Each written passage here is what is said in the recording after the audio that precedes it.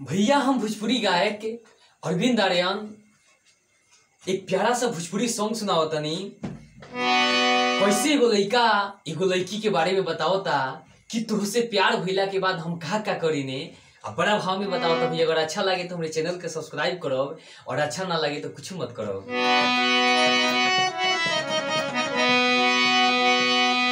लड़कुआ कहता कि तोहरा बिना खाना पीना, कि तोहरा बिना खाना पीना लागता कि बेकार हो।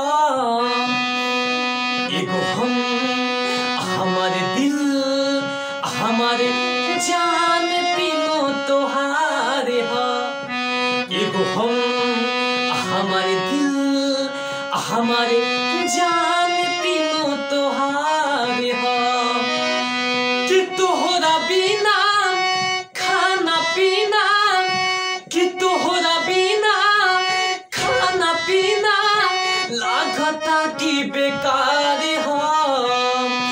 एगो हम हमारे दिल हमारे जान तीनों तोहारे हो। एगो हम हमारे दिल हमारे जान तीनों तोहारे हो। कि जोहिया से देखले बानी तोहरा के रानी हो।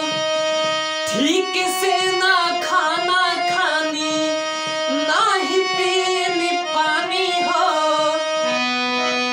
लिखवा कहता कि जोहिया से देखले बानी तोहरा के रानी हो। ठीक से ना खाना खानी ना ही पीनी पानी हो। ठीक से ना खाना खानी ना ही पीनी पानी हो। और कैसे कहता कि ये गो हम हमारे दिल हमार जान तीनों तोहारे हो। एगो हम हमारे दिल हमारी जान तीनों तोहारे हो।